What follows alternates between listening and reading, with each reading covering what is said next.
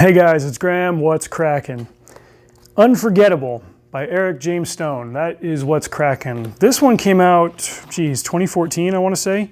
As soon as I found out about it, I put it on pre-order because Eric James Stone is, in 2016, excuse me, he's a very accomplished short story writer. I think he's done some other novels and stuff in his time, but I've read some of his shorter pieces that were like very, very intelligent, very insightful, and at one point like just had me like setting the book down to laugh my head off, not because something that he was writing was like a comedy piece or a humor piece, but because there was like a bait and switch at the end where I was like, okay, that's freaking brilliant.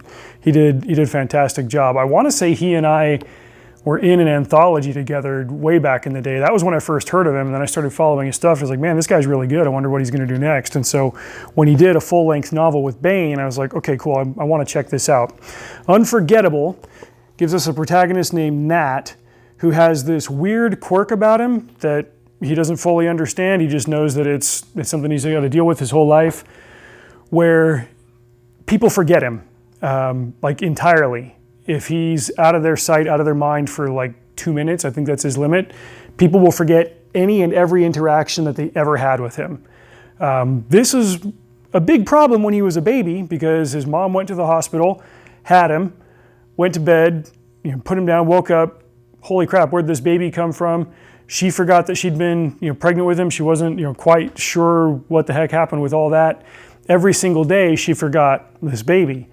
And she eventually started like writing journals to herself so that when she'd wake up in the morning, the first thing she'd see is, her own handwriting say like, this is your baby, this is your child, whatever. And it was very, very difficult for her, but she found a way to make it work, to convince herself that she wasn't going crazy. I actually do have a child.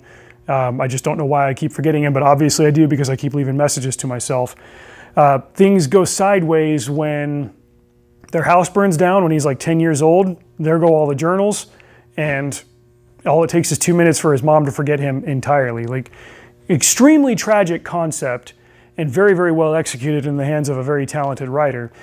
Well, because he can steal things and get away with it and sleep places and people aren't going to hunt him down, he's like, well, the upside of this is that I can just go wherever I want, and as long as I can get people to stop hassling me for 2 minutes, they can forget that I'm in their house or in this hotel room or whatever. Eventually, he grows up, he hits his 20s, and he realizes that I can make a career out of this if I have the right ally on the inside, and he ends up going to work for the government.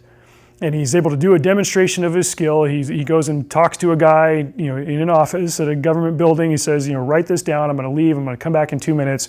You're going to see this note in your own handwriting. You're going to know that everything I'm about to tell you again is true. It takes some convincing. It takes some doing, but he becomes this agent. And every time he's got to call in and check with his superior, he says like, hey, this is so-and-so. Here's the special password that open up the file in your drawer in the bottom and read it really quick, and you'll know it's from you. And the guy's like, what? Oh, holy crap. Okay, I guess this is true. Yeah, what's up? What mission are we doing? What's going on? So it's a very strong concept right out the gate, and it's ever present. It had to be kind of tricky to write just because you've got to make sure you're staying consistent. Like, okay, so he's got to go do this. He's got to meet up with this person, but oh yeah, this person would have completely forgotten the plan because it's connected to Nat. He doesn't understand this phenomenon. He just comes to grips with it and lives with it, and is able to make a name for him, not a name for himself, but make a living for himself and make a positive contribution to the world with this ability that he has. Then it gets flipped on his head when there's like this quantum glitch in a lab that he's invading, and he gets entangled with a woman who's also robbing this particular lab, and suddenly she becomes the only person in the world who can remember him.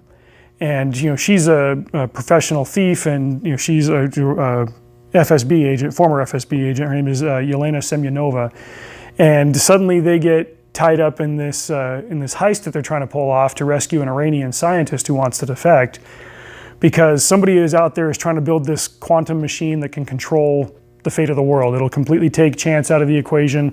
They've got the technology to do it, and there's this narrow window where Nat and Yelena are pretty much the only two people that like A, know about it, and B, are positioned to stop it. So fantastic premise, excellent execution, and I'm surprised that I haven't seen more from Eric James Stone. It's not the kind of thing that you get a whole lot of, or at least that I have gotten a whole lot of, out of my sci-fi reading. Content-wise, is extremely clean. You know, there's no profanity or sex in it or anything. You know, obviously, the attraction between the two main characters is ever present. I mean, thirsty cover artist on that one, right? But excellent book. I'm probably due to read it again. Even though I've only read it once, I haven't forgotten what happened. It leaves a very strong impression on you. So grab a copy of that one. I actually need to drop a line on Eric James Stone and see what he's up to. I haven't seen any of his stuff for a while, but I highly recommend that book. Check the link in the description for my written review over at Upstream and to get a copy of your own.